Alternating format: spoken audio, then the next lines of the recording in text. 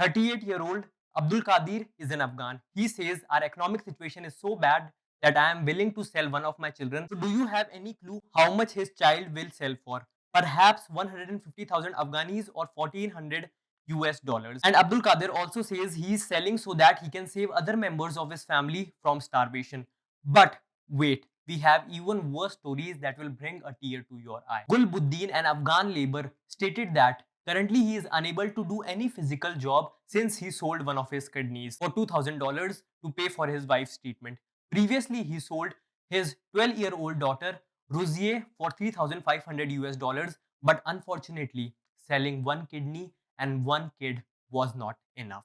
So he sold his other daughter, 5-year-old Rasie, for $1,500 last year. And finally, he said, if someone comes and wants my eye, I can sell it so that my wife can survive. These stories are endless. Bibi Zana, a mother of 4, has a similar story. Stick around, later in the video I will tell you the difference between sugar-coated promises the Taliban is making and the dirt-mixed ground reality. But now the question arises, who are they selling their kids to? The first option is Taliban. I feel terrible for the 5-year-old sweetheart Rasie and 12-year-old girl Ruzier, who will be forced into prostitution for these Talibani terrorists. The second way of selling girls is through arranged marriages, and it is very frequently practiced throughout the region. The groom's family pays money to seal the deal, and the girl child usually stays with her own parents until she is at least around 15 or 16. But right now, with many unable to afford even basic food, they are allowing possible grooms to take very young girls. The UN is seeking to raise $4.4 billion for Afghanistan, but the meeting to raise this money keeps getting postponed. Martin Griffiths, emergency relief coordinator of UN, himself acknowledged this delay and said every day of delay means more and more misery for Afghan people.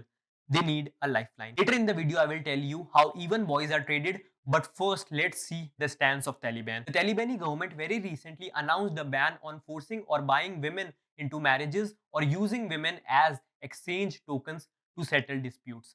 But according to the ground report, it is still happening. And when the girls are sold for arranged marriages, the family of the girl don't receive the full payment first hand. The buyer in most cases pay a down payment. A down payment is a money paid upfront in a financial transaction such as purchase of home or car in developed countries. In many scenarios, even buyers pay in regular installments. Child trading also includes the purchase of boys, but it is said to be less frequent than buying of girls. And when it does happen, it appears to be in case of infant boys bought by families who do not have sons. Earlier in this video, we saw how people are selling their kidneys. But it is not that easy to sell even if someone is willing to sell it. Dr. Hosal Tufan, who works in Kabul, says those who want to sell their kidneys come to us, but we reject them because the kidney transplants cannot be performed. Afghans who want to sell their kidneys go from hospital to hospital looking for patients to take their kidneys. The kidney trade in Afghanistan runs almost like an industry. Herat is one of the central province along with capital Kabul in kidney trade. There are 2 private hospitals in each province that perform kidney transplants. For this reason, there are people from neighboring countries such as Iran and Turkmenistan who come in Herat and look for kidneys. Afghans who want to sell their kidneys apply to clinics, and after legal procedure, hospitals perform kidney transplant. But this legal procedure has been set up very recently. Earlier, it was all illegal and it was done on a huge scale. And even recently, on Jan 16th, the Taliban imposed law on kidney trade. Naimullah Haqqani, Taliban spokesperson, said that they are absolutely against selling children and organs. However, according to many experts, the damage has already been done.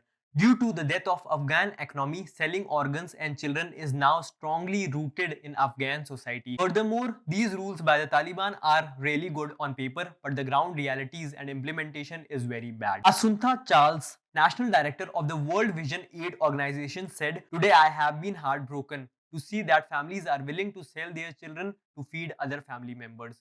So it is right time for the humanitarian community to stand up and stay with the people of Afghanistan." According to United Nations, Afghanistan is quickly becoming the epicenter of the world's worst humanitarian disaster. With the Taliban in power and the rest of the world still refusing to recognize their government's legitimacy, Afghans are being forced to sell their soul to survive.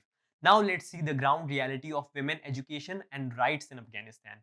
And for this, we will refer to ground reports from Human Rights Watch and the Washington Post. The Taliban have said that they support education for girls and women. But on September 18th last year, they ordered secondary schools to reopen, but only for boys.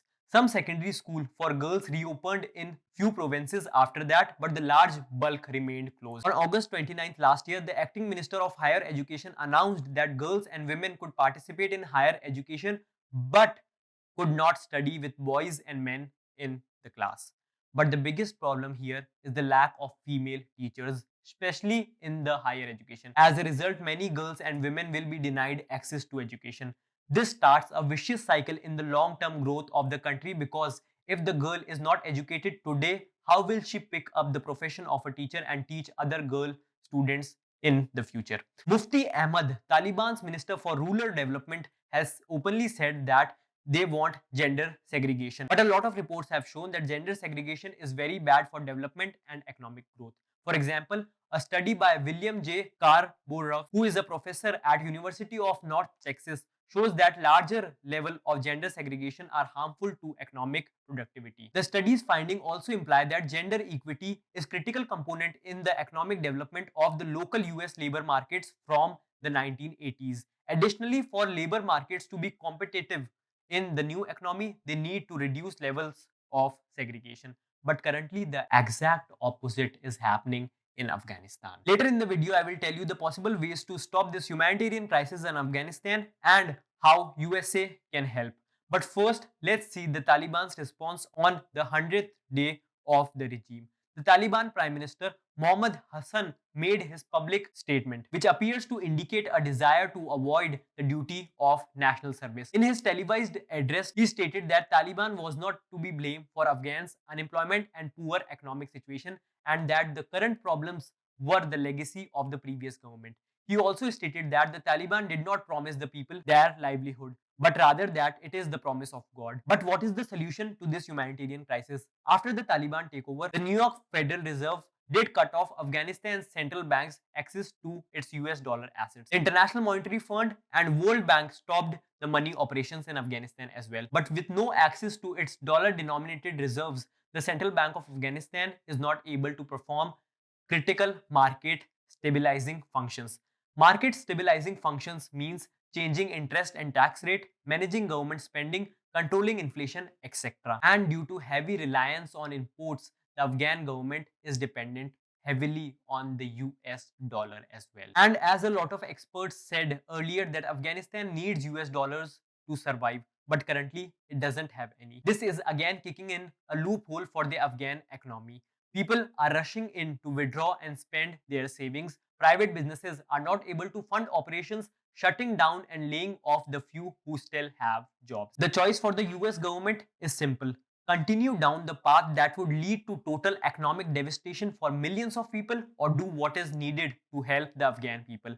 Shah Mehrabi, an economist, says that the US should allow the Central Bank of Afghanistan limited, monitored, and conditional access to $150 million per month from Afghans' foreign reserve. And this can save young girls from being traded. The US would have the ability to verify how these funds are used by independent international auditing firms that are still operating in Afghanistan. The transactions between the central bank and commercial banks will take place on electronic exchange, where each transactions will be recorded. So if the US finds any misappropriation, it can cut off the funds at any moment. After all, the major chunk of money would still be deposited at the New York Federal Reserve. It is time for US, UN, and the international community to step up. Otherwise, with every single day passing, a mother is forced to sell her 5-year-old daughter in order to save her remaining children.